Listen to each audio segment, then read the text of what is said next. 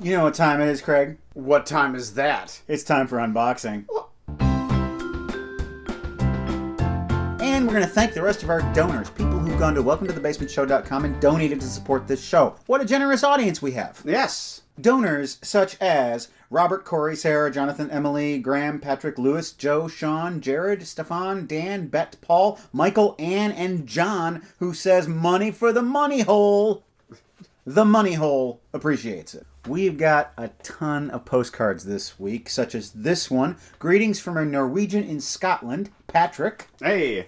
Duck. Another one from Lori Metzel in Harrisburg, Pennsylvania. Hey, my favorite Harrisburg. Olivia over there in Boston. And Paul from Wilmington, Delaware, the first state. That's right. We have a couple of envelopes there I suspect also contain postcards, so let's open those up. Oh, it's a card. Hey. You've been snookered. Awesome, it says. And it is awesome. It's got elephants, like the 3D elephants. Thank you, Matt in Iowa. Falkland in Bloom. There we go. This is also from Matt, but this one is a different Matt in the United Kingdoms. It is now time for the Zatoichi Report. My quest to watch all 25 Zatoichi sequels in 2016 does not continue today because I did not watch one this past week. Matt! I didn't have time. I was busy. He's been very busy. I got nothing to report. What do you think Zatoichi's been up to? A little bit of massaging, Yeah. a lot of gambling. Killing people. Yeah. He kills a lot of people.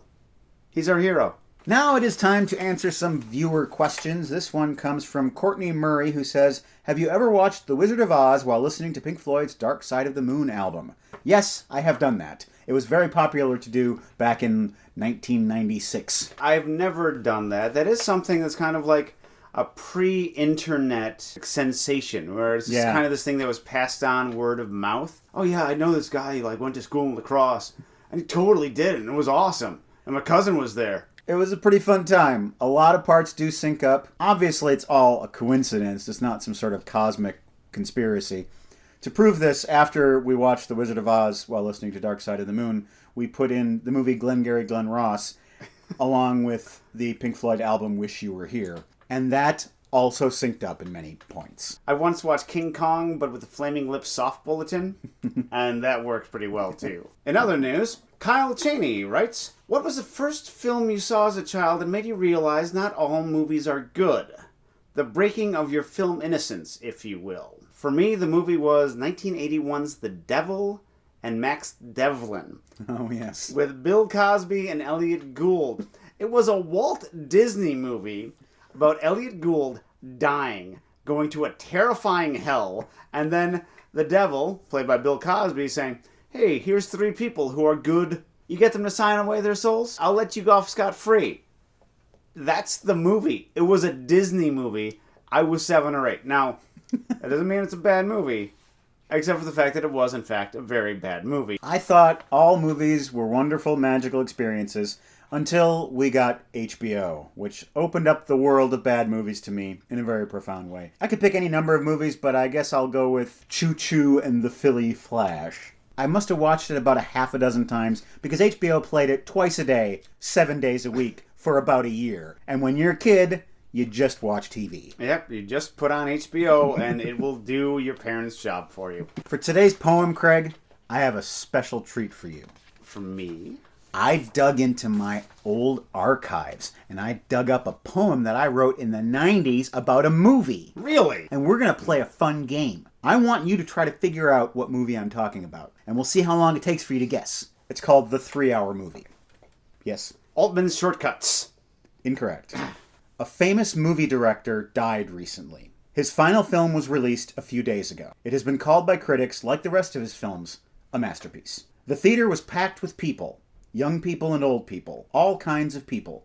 They had come, I believed, because of a very controversial sex scene.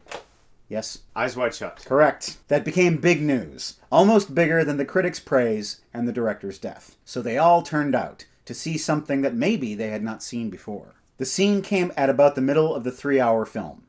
It was about 4 minutes long, and the editors inserted things digitally to block certain parts of the very controversial scene. After the scene was over, a lot of people started shifting uncomfortably.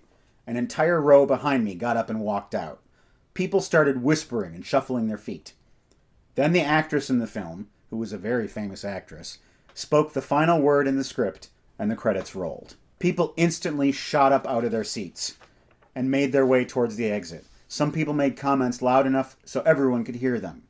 We should have seen a different movie. That was 3 hours long.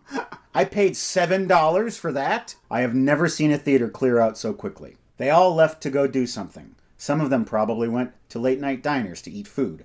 Or they went to a bar to drink something. Or they went home. Nothing else would be open after the 3-hour movie. There was no place else to go. Maybe they went to their beds to try to find something they had never found before. Or just to sleep and forget about the 3-hour movie. I sat there until the end of the credits, sat there until the screen went white and the sideways scribble shot up the screen and meant that the roll of film was at its end, sat there until the curtains closed, sat there until the house lights came up and the ushers started coming in with their brooms. Then I got up and went home. Minimalism. Don't try to be all fancy. Basically, I'm just going to write an essay, but like with... the sentences are going to be chopped up in funny ways. Taking up a lot more paper. If you thought this was long, the original was much longer. Really? I edited this considerably. The 3-hour poem? I really repeated myself a lot back then. We've got 3 postcards from Nick C. in Tucson, Arizona. There's that one right there. Then we got 2 kind of funny ones here. We got Beyond the Valley of the Scorpions. This is my scorpioning, and it freaks me out, man. Scorpions are freaky. And then we've got Tough Gilas Don't Dance. The little Gila monster saying, oh God, oh man. Oh God, oh man. Oh God, oh lizard. Oh God, oh lizard. And we got 2 postcards here from Japan. Peter is on his business trip there. Got some little cat sushi. That's cute. There it goes. And Jessica H. over there in beautiful Japan. Oh, wow. And of course, this is from our old buddy T.A. Epley. T.A. Epley in the house. Down in the Carolinas. Go Bo Diddley. Oh, yeah. Bump, ba-dump, ba-dump, ba-dump, bump. Bump, ba-dump, ba-dump, ba-dump, bump. I love this stuff. I could listen to Bo Diddley all day long. What's on this one? Cracking up. You cracking up. Say, man. Say, man. Say, man. You look like that thing I throw peanuts at. You got nerve to call somebody ugly. I could go on all day.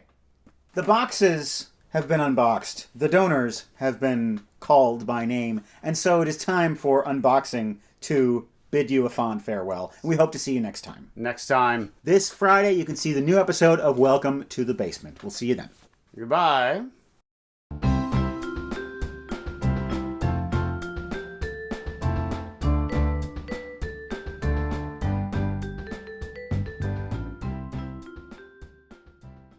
I have my porn name for this movie. What's that? Butts and Hips Potemkin. There's a bunch of sailors who are routinely abused and pushed around by the officers. Hello. Channing Tatum, what are you doing here? You just get your... He looks exactly like him. Channing Tatum's a vampire.